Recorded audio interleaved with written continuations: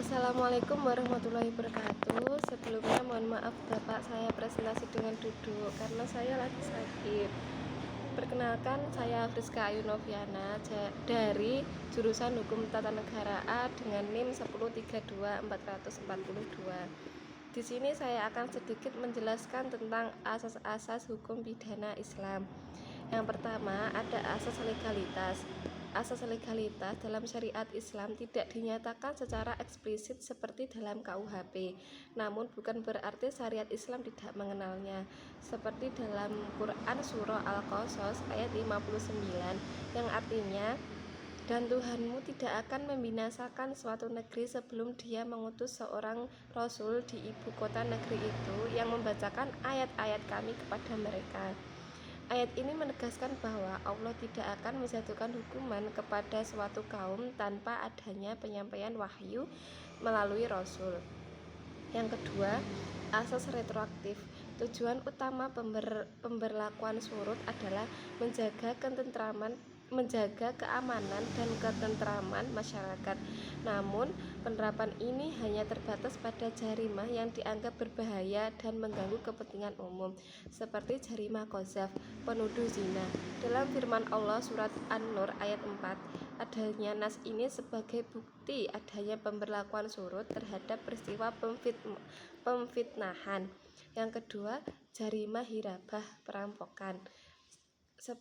Seperti dalam Quran Surah Al-Maidah ayat 33.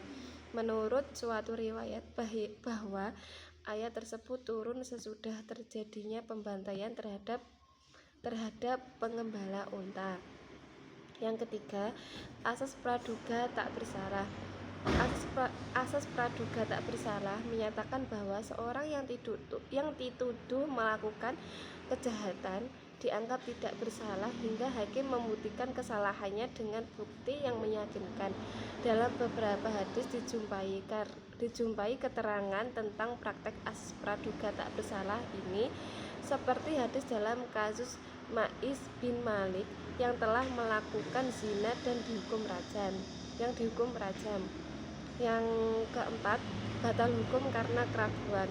Batal hukum karena keraguan berlaku kaidah, hindarkan hudud dalam keraguan. Lebih baik salah dalam membebaskan daripada salah dalam menghukum. Menurut ketentuan ini, putusan untuk menjatuhkan hukum harus dilakukan dengan keyakinan tanpa adanya keraguan. Yang kelima, asas kesamaan di hadapan hukum.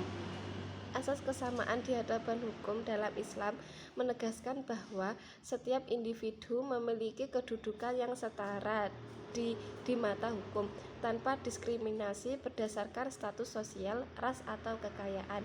Prinsip persamaan di hadapan hukum menjamin keadilan dan mencegah penyalahgunaan kekuasaan dan penegakan hukum.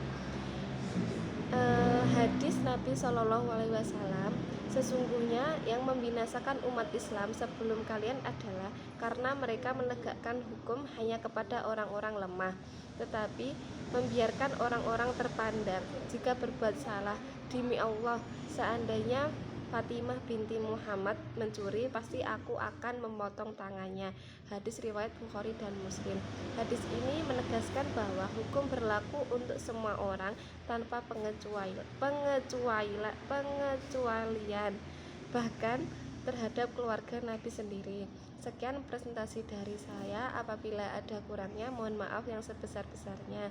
Wassalamualaikum warahmatullahi wabarakatuh.